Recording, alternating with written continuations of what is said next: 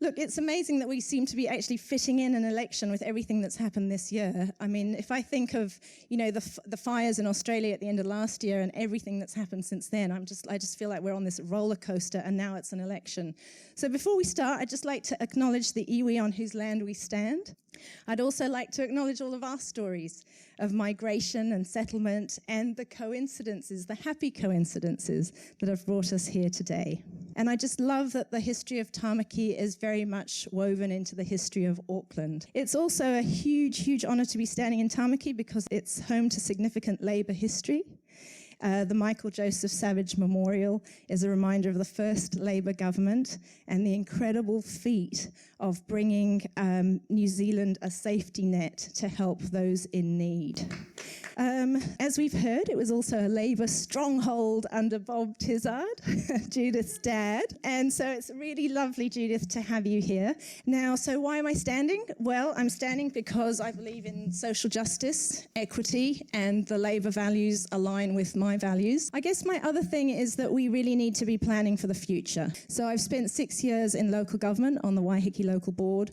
And the thing about local government, and I think government in general, is we tend to be responsive. We respond to the things that happen, but we tend not to be that great, I don't think, at planning for the future. Now, the future is here. We can see that. Climate change is upon us. So we need to start preparing. We need to be thinking about what sea level rise actually means in practice. We need to be thinking about how we build resilient communities. We need to be thinking about how we live locally. And I'm also standing because I think we have, as I said, an exceptional Prime Minister in Jacinda Ardern.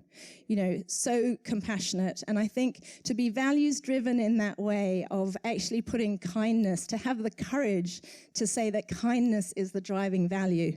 It's not that politicians haven't thought that before, it's that no one's had the courage to say that is our organising principle. Yes, thank you, Prime Minister, because I think that really guided the kinds of decisions that were made. It guided the decisions to invest in people and to give things like the wage subsidy, to close the borders, even when there was so much confusion about whether we needed to close them or not, but to just make that decision. The other thing I love about our Prime Minister and this government is that they're evidence-based. Labour having strong policies which focus on jobs and the economy, being fiscally responsible and not spending it so that now we can spend it, and also making that decision to spend it on people. Also, Labour's using the opportunity to invest more in health and hospital infrastructure, schools and public transport. So in Tāmaki, $4.6 million have been invested in schools as part of the government school investment package. And I think the next thing we could be focusing on is belonging in terms of values. I think we have young people, we have older people, we have different ethnicities, we have people who just feel like outsiders for whatever reason.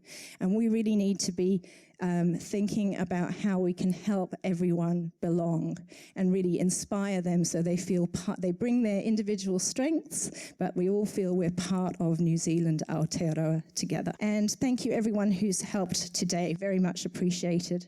Thank you.